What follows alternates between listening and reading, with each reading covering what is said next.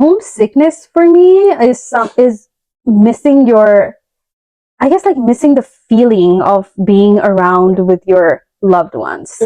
Like the whole environment changes, like talking about the sign, like there's like this something in the air that I feel like, it's like, oh,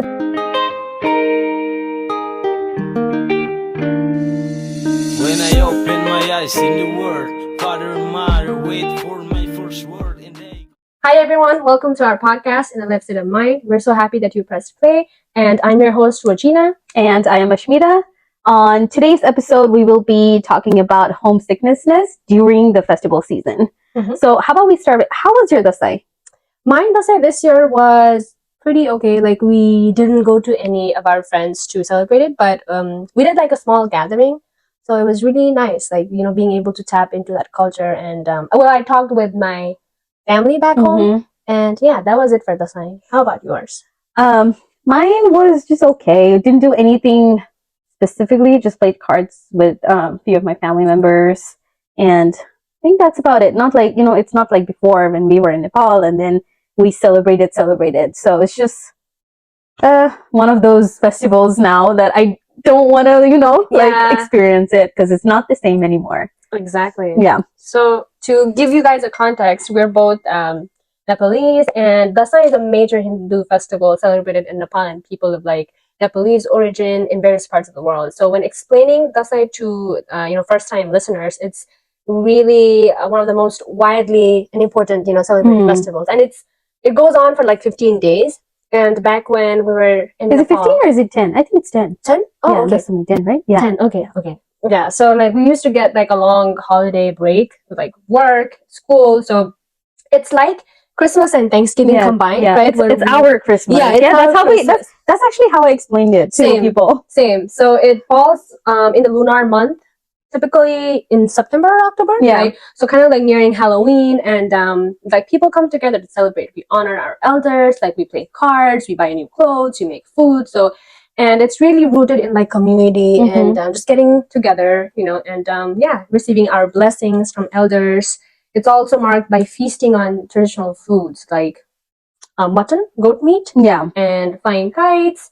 Yeah. And then we put jamara, which is barley. Yes, the barley grass.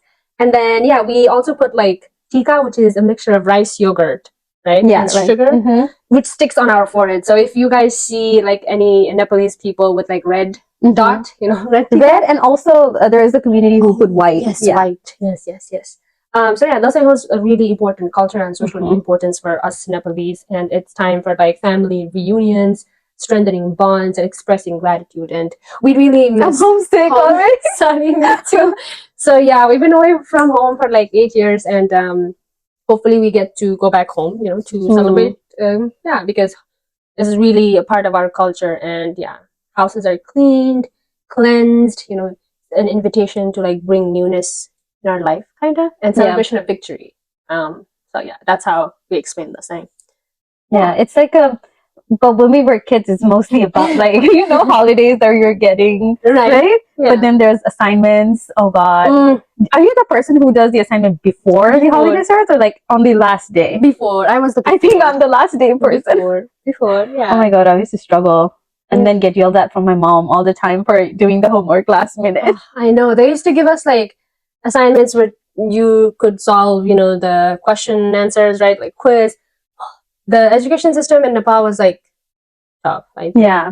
Like, what is the point of giving homework during festival season? You're supposed to enjoy your festival. Exactly. But to be fair, like in some of the schools, it used to be a whole month, right? Remember? Are you like in your school? Is it like a month or is it like separate? No, it's like separate. So for those of you who don't understand what we're talking about, in Nepal, there's this festival that we're talking. There's two. There's Dasai and Tihar, which is Tihar is also known as Diwali.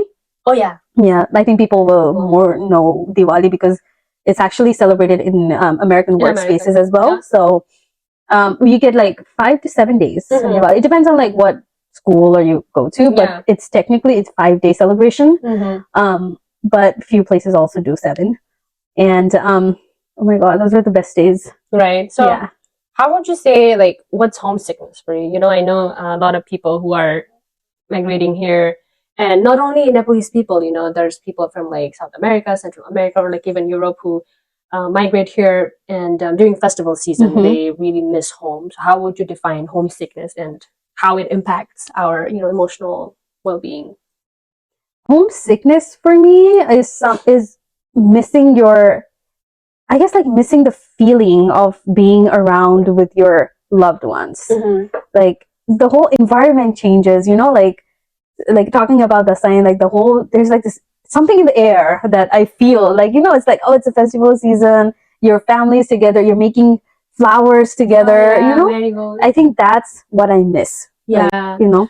Oh, exactly. And then, I think a couple of weeks ago when I woke up and then I went outside and the weather is starting to feel like, fall weather, and it smelled like dasa. You know how You told me, yeah, you texted me, oh, yeah. yeah. So it smelled like dasa, and it's the same thing that you described, the wave of, emotions that you feel when it's festival season, you're away from home, and because like we're all adults and we have like, a lot of things going on, like we have to work, we have to take care of like certain things in our life, so it's kind of like life gets in the way and we miss, certain stuff. Because if we would be with family, then we would be helping out with the chores, right? Yeah. Cleaning homes, like you said, making flowers, and so that really is the wave of sadness, or it's emotions. Yeah, totally. I think it's also like a festival where it brings your family together. Right, like throughout the year you're working, you're like in this city, that city, working, but then like when the sign comes, like everyone meets at a, like, like a main house, or like wherever the older generation is, kind of like wherever your grandparents are or great grandparents are, and then we all like meet together, and then it's very hard to put into words, but exactly. yeah. Do you think like US should start giving holidays in the sign as a part of like cultural, inclusivity or something? Like, do they do it for Diwali and stuff? Because I know, I don't think they do it for Dia de los Muertos, right? Day I of don't the think Dead. so. I think so. Well, to answer that question, I think no, because if they would give like a Diwali off, then it would have to be fair for like all the other cultures and everything. So we don't know. Like there are so many like festivals that we don't even know about. So if we start doing that, I think there's gonna be a lot of holidays. I'm not complaining, but I'll take it. But I personally think no. It's hard. Yeah. What do you think? What are your thoughts? I think the same too, because it's like really, it's impossible to like include all the festivals, because there's like US is a melting pot of like different cultures, especially like where we live, Bay Area. So I think it's we can be in community with other people and like address them, but I think as a whole US, it doesn't make sense to put it on a national holiday. But yes, I think one way that we cope from homesickness is like we try to be in community, like we try to get together with Nepalese friends here in the US and then try to celebrate it with them and come together as a community, because it's like, yeah, we're brothers and sisters from the same country, we share the same cultural values and opinions. I mean, not opinions, so the same cultural values and norms, and it makes us like happy, joyful, being in connection with our culture, So yeah, I think that's how I view it. Even though you don't celebrate it the whole 10 days, like separating one day where you guys can, take an off day and take a self-care day, get together with friends. That's really nice, right? Yeah, I agree. What is like the thing that you missed the most that you didn't like during the festival time? That back home? Yeah, like that you miss so much. Like, what is that one thing that you miss? I think making flowers, and then just cooking food, because we both are from the Newar community, right? And then we give really importance to like food, like the culture, and it's really huge. And it's all over the country. So I think just that, and going to the elders and getting blessings, and we get money, and then just like collecting money from our elders, buying new clothes, and just being to try new food. I think that's what I miss most.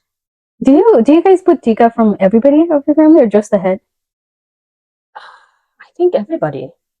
Ours is a little bit different. We only do from the oldest of the family. So as far as money goes, I don't get that much because we only put like from few people. Like every house we go, we only put from the oldest person there. So not much on that. But what I miss the most would be what is that damaru called in English. I don't even know. Drum? I don't know. But then me and my kaka, my uncle, we used to do a competition. like who can do the loudest and be the more annoying person, you know? It says hourglass shaped drum. Okay, it's an hourglass shaped drum that we just like shake it, but there's like different versions of it. There's one that has like a long stick in the middle, and then we do it. And then oh my god, me and my uncle, we used to annoy everybody with that. Like when I called home last week, he was reminding me of that. You know, it made me feel more homesick than ever. But yeah, that's the thing I miss the most. Was it just you and your uncle doing that? Not your sister?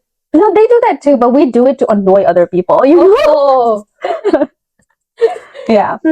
But yeah, like what did you say are some of the practical, advice, or like for someone, so let's say you have like a brother or sister who is moving to States for studies, like what did you say to, ease the feeling of like homesickness? Because I know it's normal. Yeah. Even though he or she will have you, but they will still feel missed out on the festival. I think that's very hard to like explain it to somebody until they actually be in the situation. But what I would tell is like, just like talk to your parents at home, call them, video call them, see how you can like be a part of it.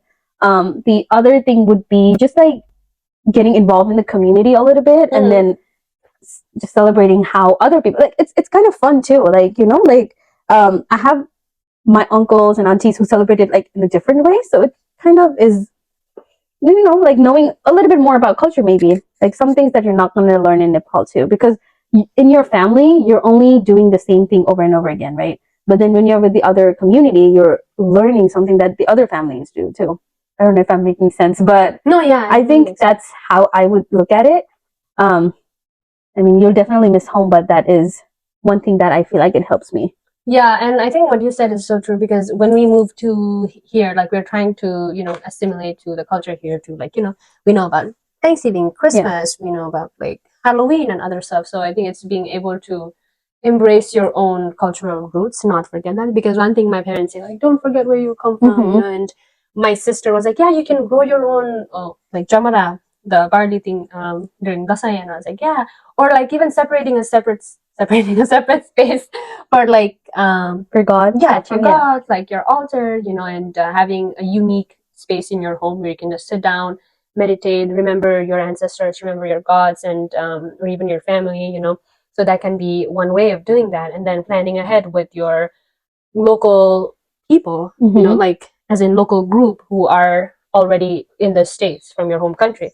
So that can be the other thing. And then joining like community of like, people where you can discuss and plan, organize things here. Because unless you take the initiative, no one is going to do it for you. So I think you have to be the one to initiate something, and it can be hard, like people might not come. Like if I organize something and there's only like 5-6 people, that's okay, right? At least you're trying to start something and preserving your cultural roots in a way. I agree. Right. How involved are you in like Nepalese community? Good question.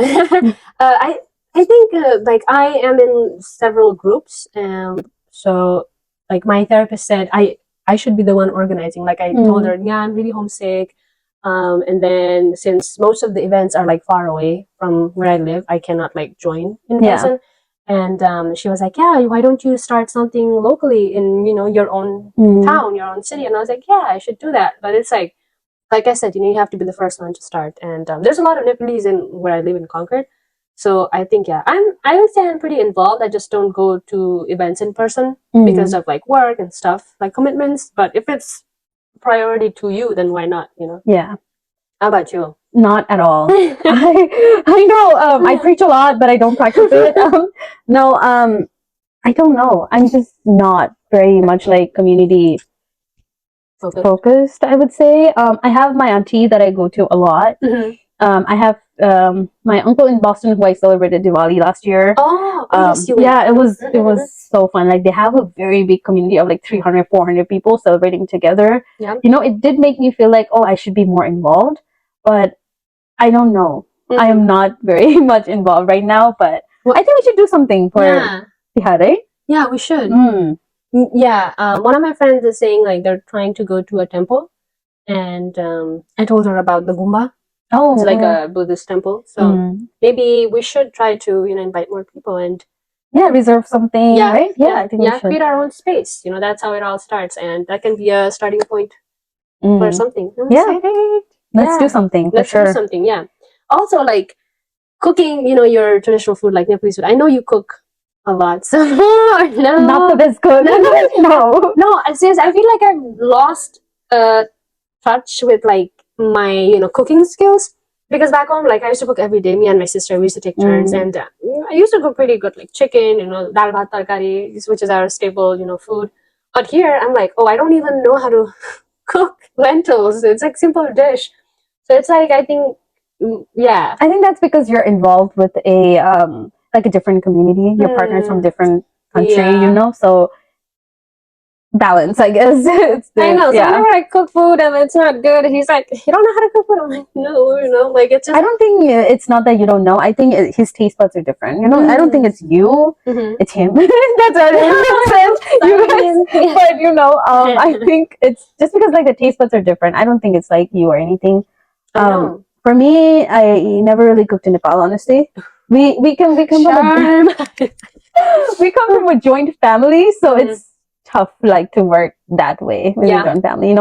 We had a family of like 8 people or 10, Oh, wow, 8 people, that's 8 big people. one. So it was not so we didn't like cook or anything like that. But I knew how to, like we would help out like cutting onions and like the garlic peeling used to be a big thing.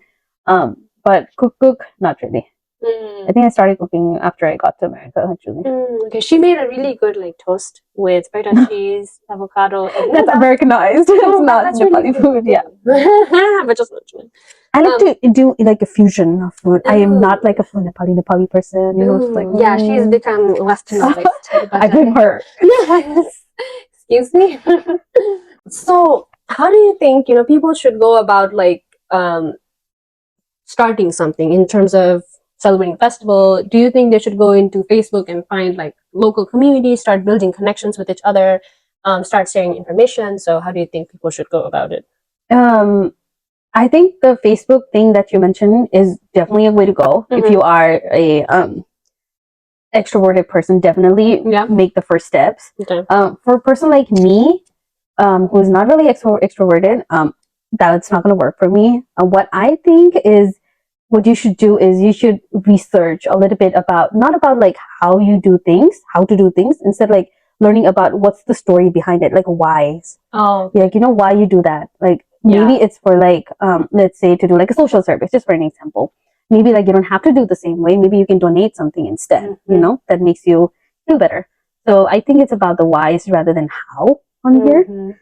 What do you think? What are your thoughts on that? Yeah, I think like you said, it's about the why and how you do it. I think it's a mix of both.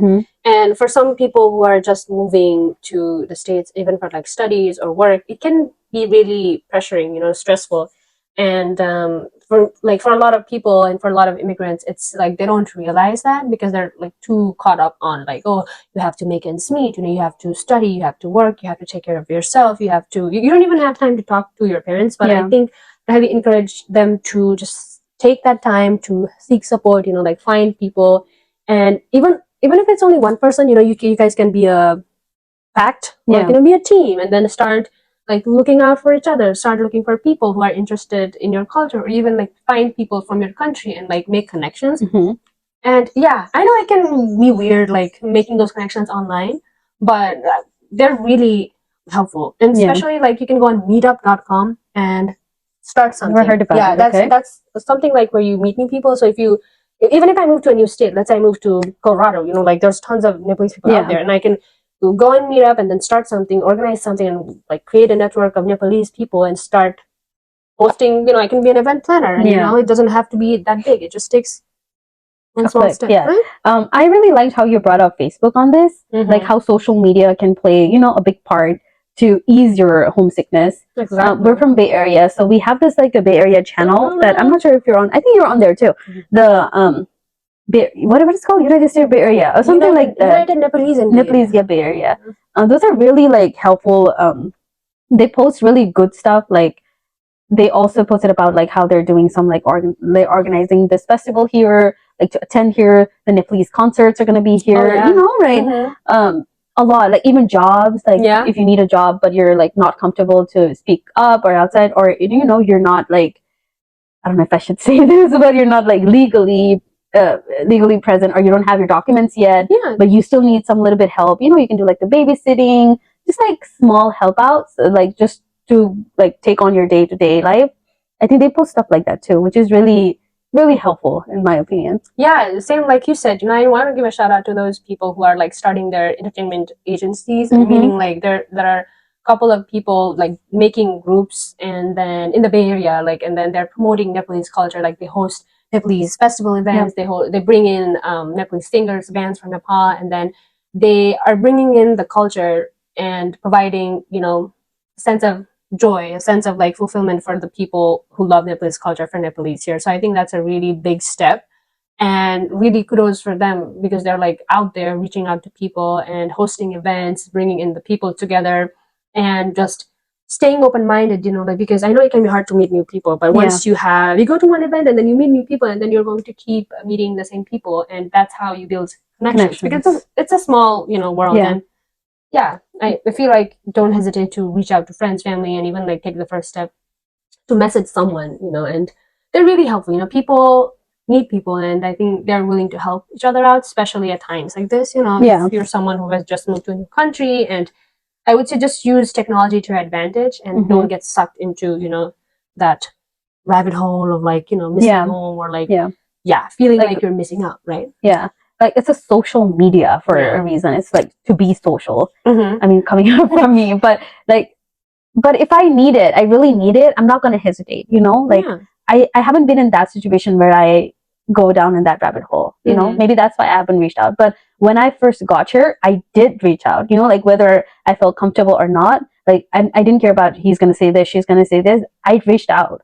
But, you know, it's just something that you will have to at one point, I feel like. Yeah, and I think it's culturally too, right? Like some people are not willing to reach out because they think they're becoming the smaller person. But I mean, you have to take that first step, because one thing I know, and one thing I've learned within my 8 years in US, is like, if you're not going to help yourself, then no one else is going to. So. Advocating for yourself is the number one and the only thing that can help you. Yes, until and unless you realize that, oh, you know, I need to seek support. Yeah. I need to speak up for myself, and no one else is going to do it for you. So I think that's really important in doing that for yourself, and seeking support, you know, like being open-minded and not hesitating to reach out, even like with your friends, with your family, because it can be hard, you know, and you feel like you're becoming the smaller person, but sometimes you have to be, you know, you have to compromise, and you have to like push down that ego voice. And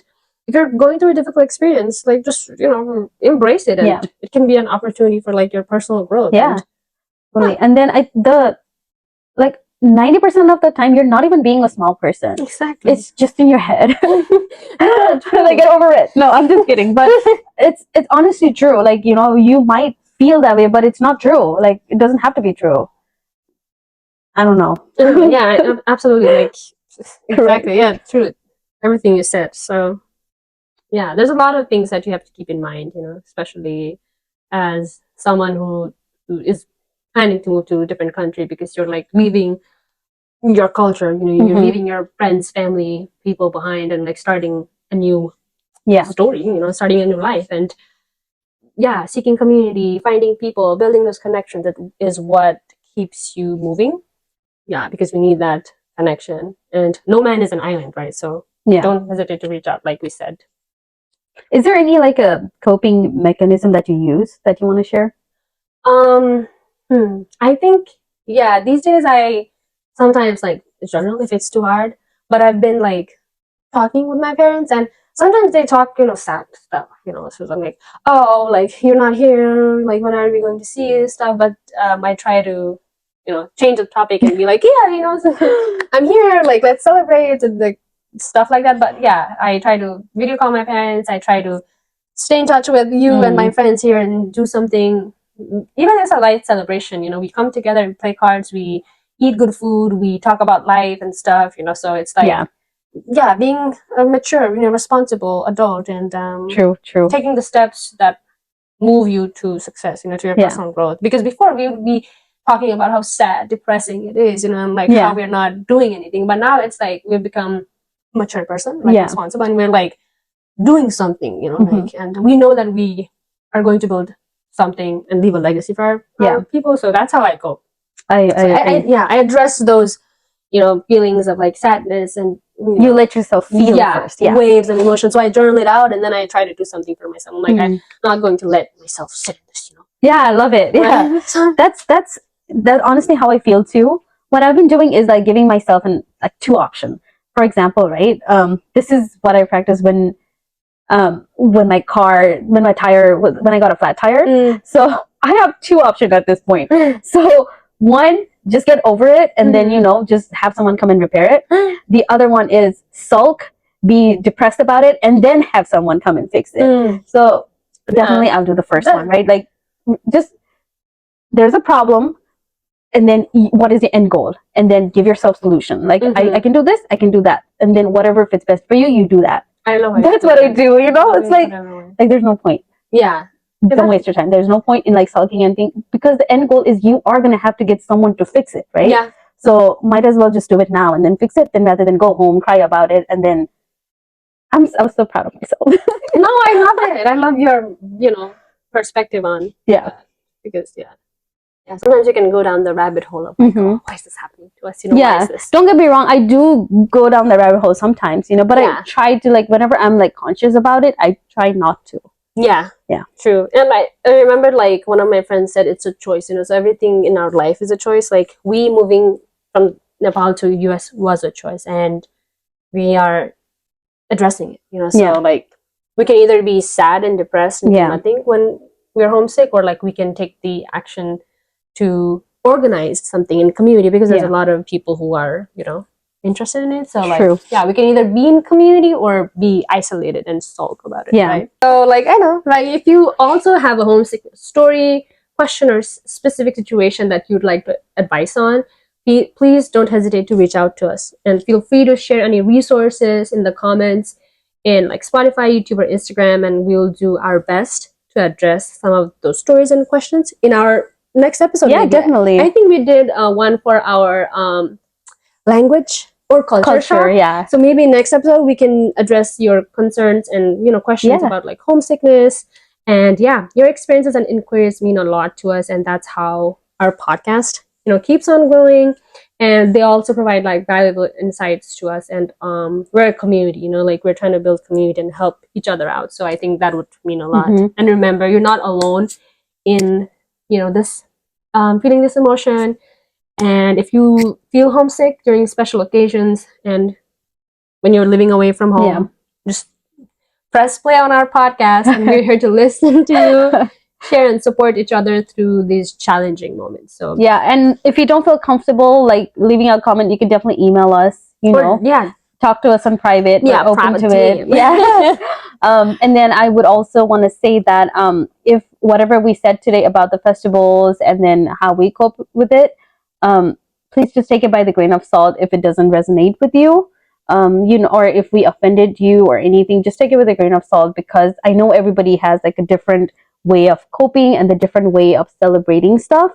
So our thing might not be for you, and your thing might not be for us. So exactly. And let's make this platform for connection and hearing. And thank you so much for taking the time out of your day to listen to our episode, and send you lots of love and light in your journey. And thank you so much. And then happy Tihar, happy Tihar, Diwali, whatever you guys celebrate, whatever you can say. Happy post Halloween, Thanksgiving. So thank you guys. Bye.